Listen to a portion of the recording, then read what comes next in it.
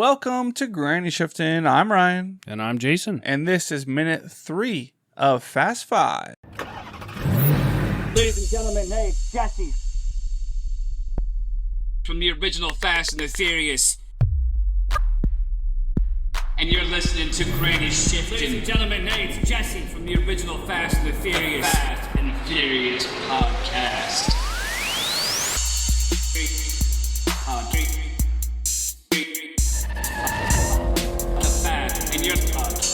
The Fast and Furious podcast. Hey, thanks for joining us today. Hopefully you're having a great Monday. I know I'm having a great Thursday evening. And it's come to my attention that Ryan has finished his Edward 25 hands. I sure have. It's empty. 3 weeks later, mine is almost done. I'll finish mine right now. All right. Chug, chug, chug. Oh, okay. That was more than I thought. Sometimes I do that where I'm like, let me just finish this off. And then like my mouth is way too full. You see, Ryan doesn't have to drive home tonight.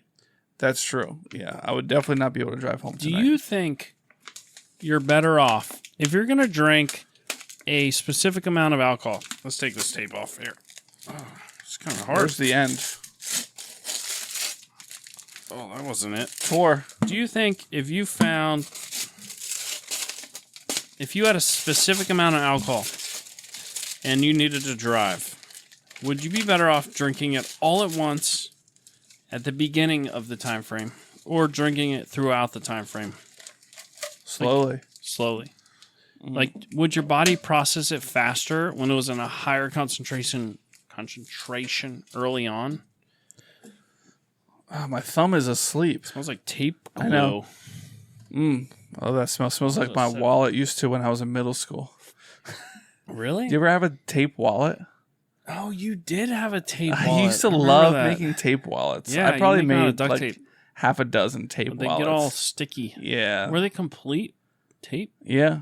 Huh. Like after like the first 2, I started like putting cardboard in them to kind of like keep the rigidity. Yeah, they get floppy. But then you like have to figure out how to like, okay, I'm going to have a tape end here. How can I cover that up with something else here? Man. I remember cutting out like a piece of like a baseball card holder for like my ID, you know, like. Oh wow, you had a little viewing window and right. everything. Oh yeah. Oh yeah. Wow, you should have had an Etsy store. You could have sold those. But they were, some cardboard helped it like keep the, but. Interesting. Well, so we finished our drinks. We have other beers here. They're warm by now. It's 3 weeks later. That's cold. You want to get fresh ones out of the fridge then? Well, they're pretty cold still. Yeah. I feel like I should take a glass of water or something. All right. All right. Let's see what this minute has in store for us. We get some news reports. This guy right here.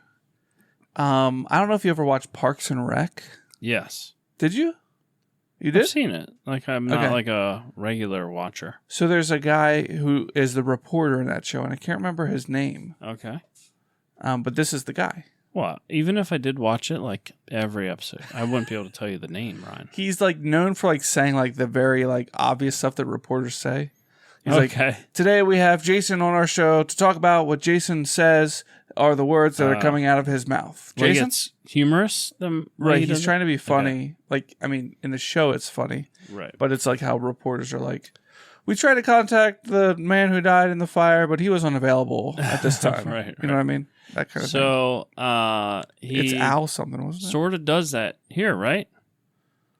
There's been a bus crash.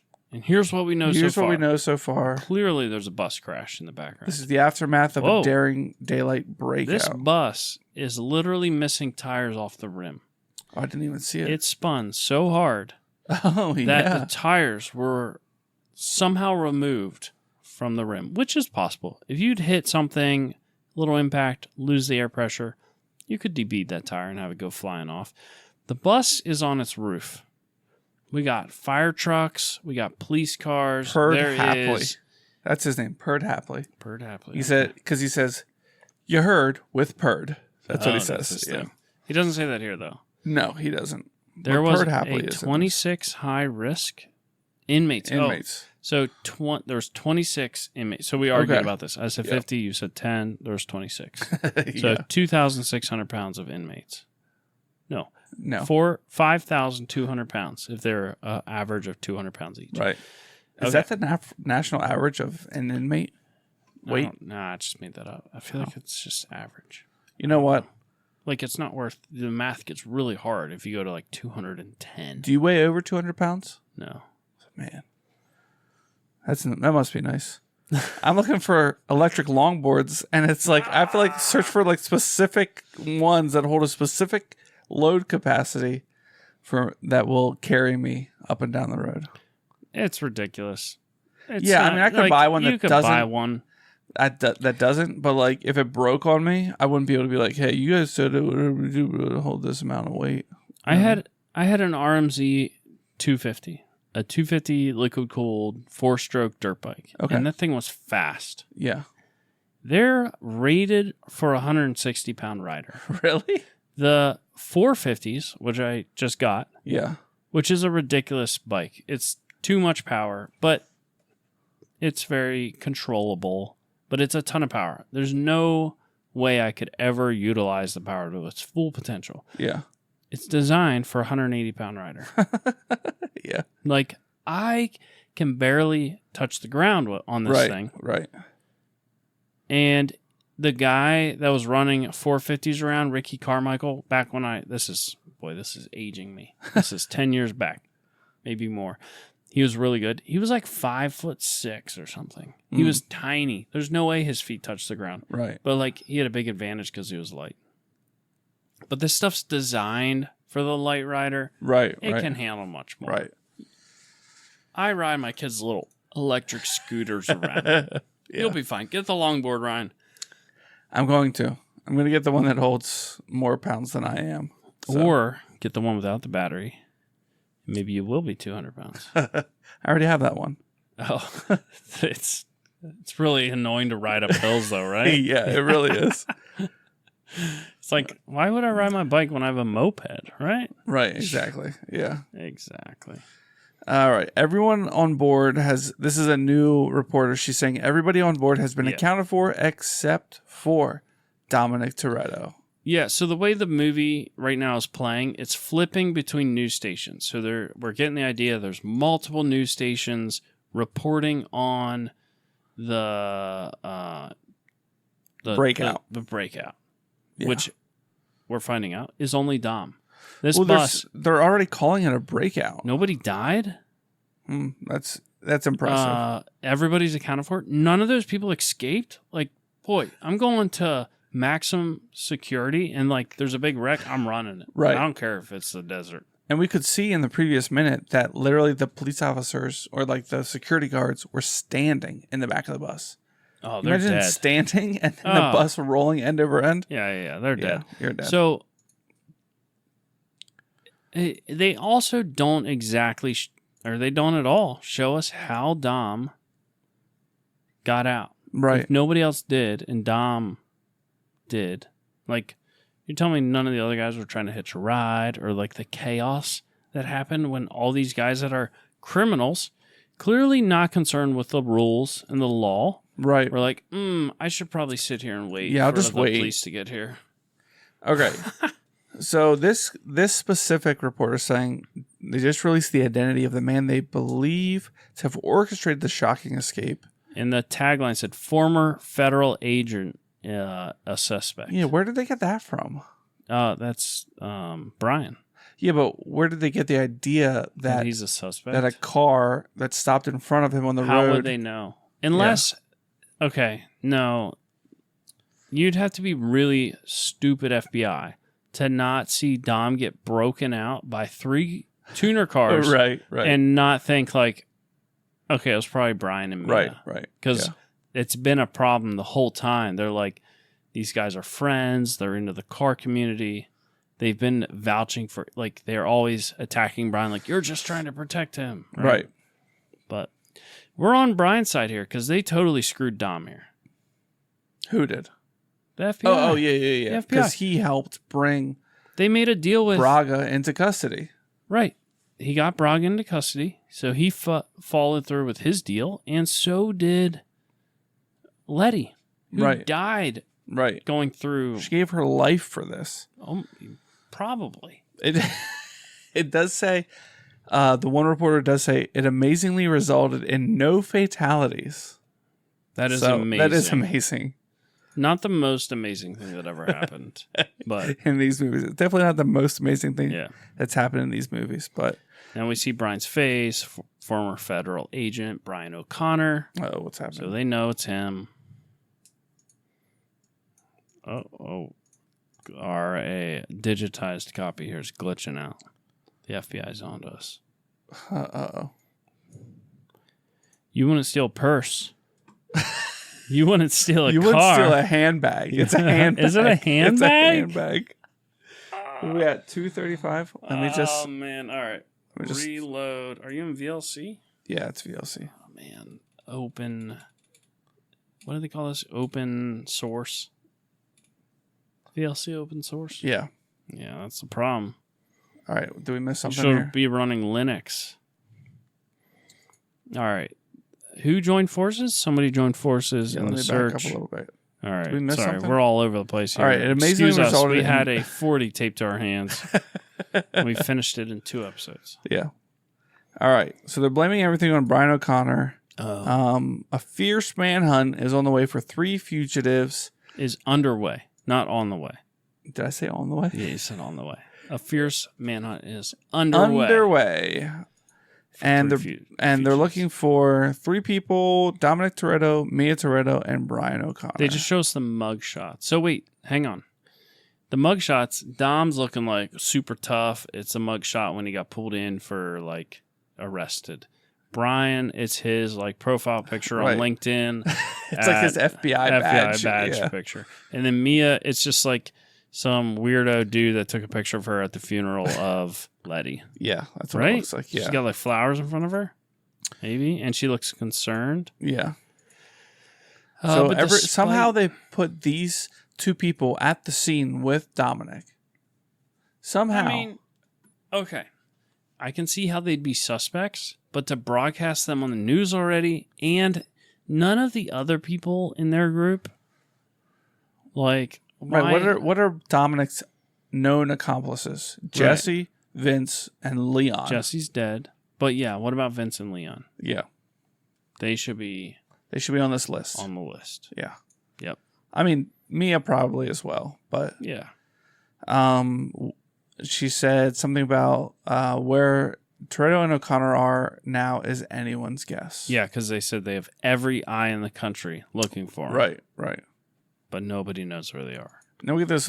We get like 3 or 4 seconds, maybe 5, 6, screen. 7, 8, 9, 10. I was like, 11, is something wrong? Did you 12. pause it? It's just the whole movie screen is black. And you know what's going on? Somehow Brian. Wait, something's going on here. Because it's like literally like... It's not that long? We thought it was 3 seconds. But really not Ryan's that long? counting 7 seconds. So... These 3 seconds or undisclosed amount of seconds is actually, I think, Brian, Dom, and Mia somehow making their way to Rio de Janeiro. Yeah. Because when the black screen stops, do we know how long it goes for? There it is. It's glitching out, man. We get a high view. This is probably from a helicopter. Drones weren't really a thing. Yeah, you that's see true. a city with mountains, and then you see the famous sculpture of Jesus. That's huge. How do they build that thing? Yeah, is it bigger than the Statue of Liberty? I have no idea. It looks huge, though. And Which I think is more you can iconic, go up it. this or the Statue of Liberty? You can't go up this. Probably the Statue of Liberty because it's the United States. But I think this is more of a feat. It reminds me of this level in Call of Duty. Okay. There used to be this map called Favela, which I think is like the slums of Brazil. Oh. And this was like the picture that they showed. And then while the map was loading was this giant Jesus statue. Yeah, it's huge and it overlooks. It's on top of a mountain. Like, how did they get it there? You don't think they made it there? How would you make it there? I don't know. That doesn't solve any of my questions, Ryan. So we know it's Brazil. You think they're pouring concrete in a forum up there? How? I'm going to ask Siri, what is taller the Statue of Liberty or the Rio de Janeiro Jesus statue? There's no way she knows this. Here's what I found on the web. Is Christ the Redeemer taller than the Statue of Liberty? All right, let's find out. That's what it's called. Okay, here we go. Christ the Redeemer. Taller? Answer: the height of Christ the Redeemer is 125 feet. Statue of Liberty is 305 feet. Okay, so it's smaller, but it's on top of a mountain. It's on top of a mountain at 2,330 feet above sea level. I also am baffled they built the Statue of Liberty like 150 years ago. Yeah. Well, the French did. It was a gift from the French. Yeah. But no, they shipped it to us on a boat. Wouldn't it be cool to see the Statue of Liberty, Did it come on a boat? Liberty before it was green? In pieces, I think. And made from copper? Is that why it's green? Yeah. Huh. Interesting. I don't understand. Up. There's ways to do it, but I'm just like, that's a big crane, or I don't know. Yeah. The one Rio de Janeiro is concrete, I think. Yeah, that does look. Yeah, you're right. And you can go up it. It doesn't look you can hollow. come out the hand. No, you can't. Yeah. Mm-hmm. Yes, you definitely can. Of the Christ the Redeemer? Yeah. And look at the top. No, you on top can't. of the mountain. Oh, no, yeah, for no sure. Way. I'm no sure way. of it. You can climb it. Google that or Siri that. Can you go up Christ the Redeemer? Can you go up? For sure. How to get to the head of Christ the Redeemer? You get to the head. See? I told you. Wow. You're so familiar with Brazilian culture. I've seen pictures. Well, imagine, this says, imagine climbing up the very top of Christ the Redeemer statue. Well, it's possible, but not as easy as it seems. It doesn't seem easy at all. I thought you go out to the hand and you can like peek out the top of the hand. I don't know. I don't know. Go up you have to get authorization from the bishop of the Catholic Church. See, it's a thing though. Yeah, I guess. I didn't mean like we're going to go take a trip and like go up it, but you can go do that. That's a possibility. If any of our patrons are willing to... Who's got the connections? Get us in there. We'll go. I've heard Fabian has been to Brazil a couple times.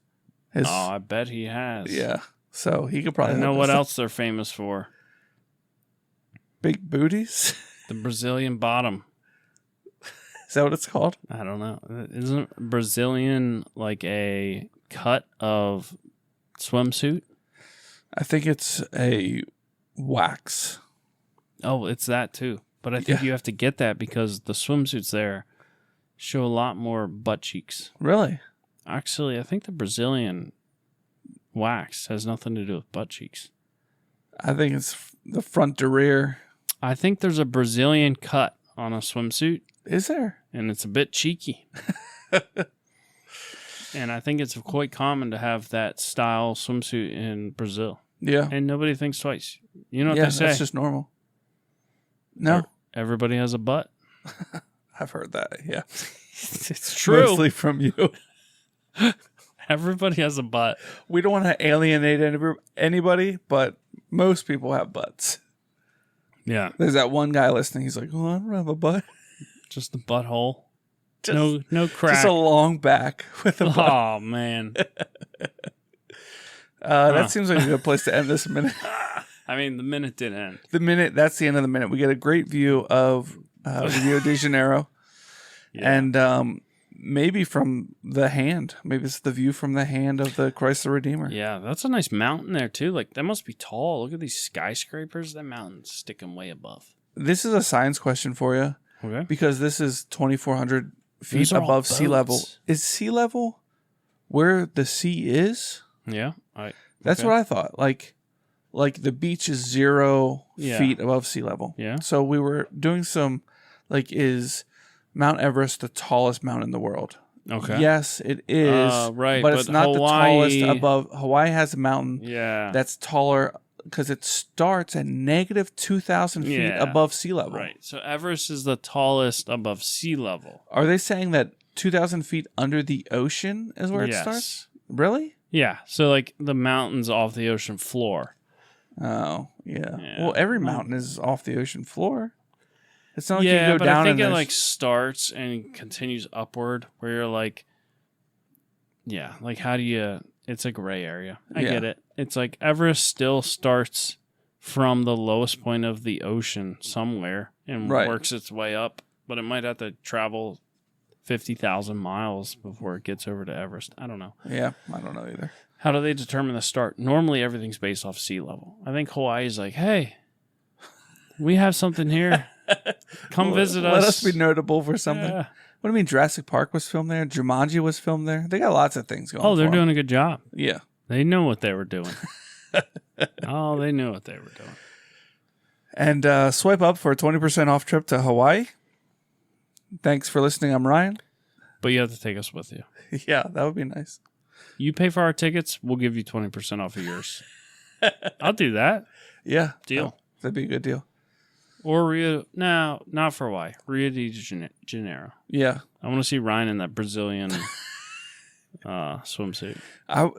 Rio has no... I can't even speak the language there. But, you know? I don't know... I think it's English. No. What's the other language? Starts with a P? Polynesian. No, not that one. Portuguese. Portuguese is what they speak in Brazil. Yeah.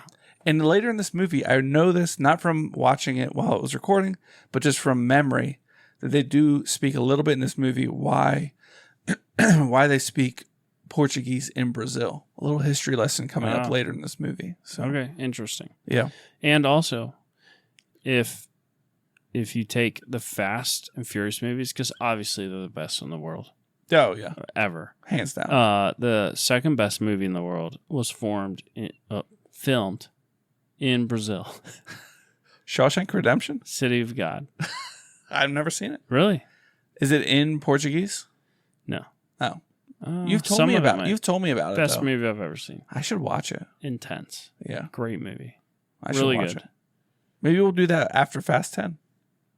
Part 2. Yeah, we'll be up to Fast 20 by then, but I think they're done. Fast 10 Part 2. Side podcast. I think they're done. We could do it at our summer showing. Yeah, we could. We'll do it like a back-to-back. It's like a pretty intense movie, though. You probably don't want to do it outside on a projector with your neighbors around. Okay. Good to note. Okay. It's like how about you preview it and then let me know watching Bridgerton outside? No, not like that. It's like watching The Skin I Live In outside. Oh, yeah. No. Just kidding. It's not weird, creepy, but it's about living the slums of Brazil in the drug community and the gangs and cartels and all that. It's pretty intense. I've seen that in Call of Duty. So. Yep. See, you'll like it. You like Call of Duty, right? Yeah, I used to. All right. And I'm Ryan. Are we still on this podcast? I already said thanks for listening. Winning's winning.